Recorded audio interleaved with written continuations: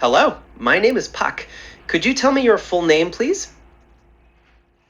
Hello. Yes, my full name is Sina Darvish.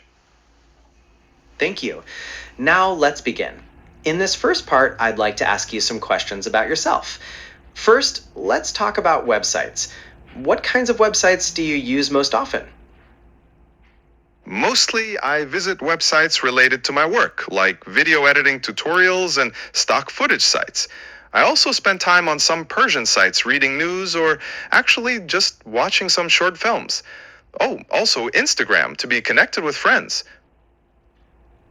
I see. Now let's change topics to art. Do you like looking at art? Yes, very much so. I love going to galleries in Tehran whenever I have free time. I find it really inspiring to see different styles, especially modern and abstract art. It gives me new ideas for my work. It's like a mental break. That's interesting. Have you ever tried creating art yourself? Actually, I have. I used to paint a bit with oils, but now I feel my art is more digital, like editing film and creating visuals on screen.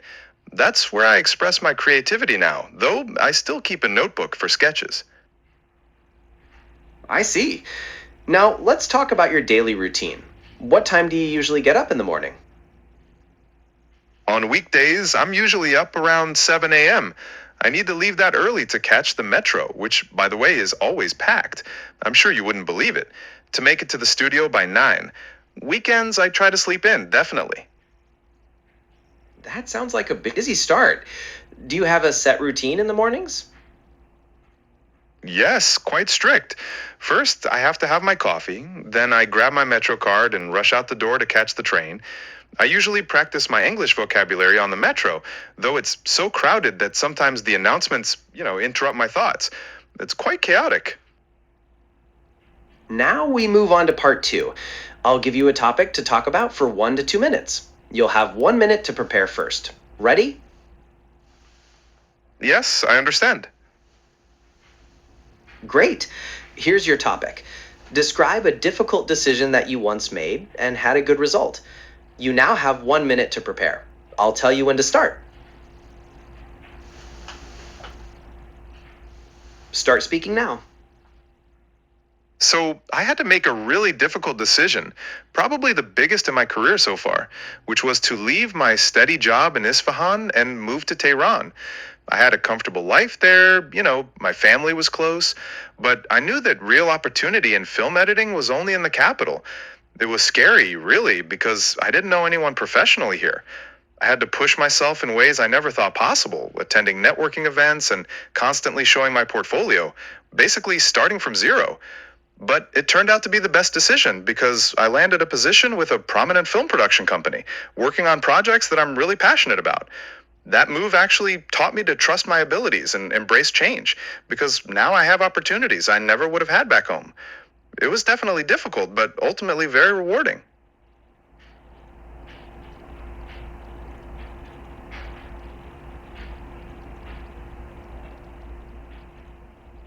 Thank you.